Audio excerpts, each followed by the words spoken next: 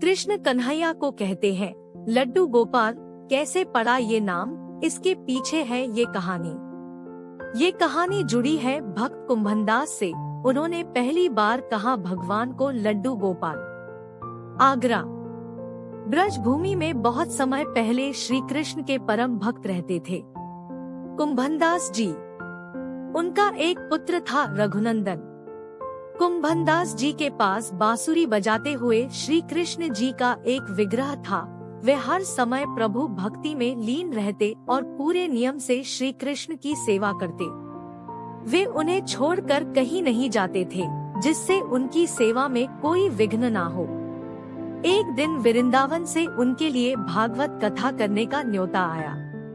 पहले तो उन्होंने मना किया, परंतु लोगों के जोर देने पर वे जाने के लिए तैयार हो गए कि भगवान की सेवा की तैयारी करके वे कथा करके रोज वापस लौट आया करेंगे व भगवान का सेवा नियम भी नहीं छूटेगा। अपने पुत्र को उन्होंने समझा दिया कि भोग मैंने बना दिया है, तुम ठाकुर जी को समय पर भोग लगा देना, और वे चले गए। रघुनंदन ने भोजन की थाली ठाकुर जी के सामने रखी और सरल मन से आग्रह किया कि ठाकुर जी आओ भोग लगाओ। उसके बाल मन में यह छवि थी कि वे आकर अपने हाथों से भोजन करेंगे जैसे हम खाते हैं। उसने बार बार आग्रह किया, लेकिन भोजन तो वैसे ही रखा था। अब उदास हो गया और रोते हुए पुकारा कि ठाकुर जी आओ भोग लगाओ। ठाकुर जी ने बालक का रूप धारण किया और भोजन करने बैठ गए और रघुनंदन भी प्रसन्न हो गया। रात को कुंभनदास जी ने लौटकर पूछा कि भोग लगाया था बेटा, तो रघुनंदन ने कहा हाँ। उन्होंने प्रसाद मांगा तो पुत्र ने कहा कि ठाकुर जी ने सारा भोजन खा लिया। उन्होंने सोचा बच्चे को भूख लगी होगी तो उसने ही खुद खा लिया होगा। अब तो ये रोज का नियम हो गया कि कुंभनदास जी भोजन की थाली लगाकर जाते और रघुनंदन ठाकुर जी को भोग लगाते।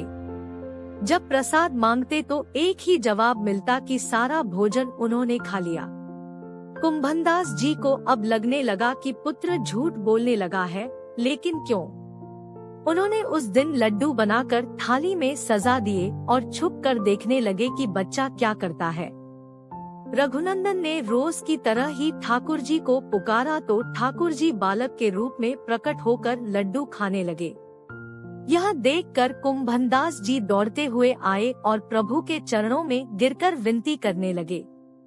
उस समय ठाकुर जी के एक हाथ में लड्डू और दूसरे हाथ का लड्डू मुख में जाने को ही था कि वे जड़ हो गए। उसके बाद से उनकी इसी रूप में पूजा की जाती है और वे लड्डू गोपाल कहलाए जाने लगे।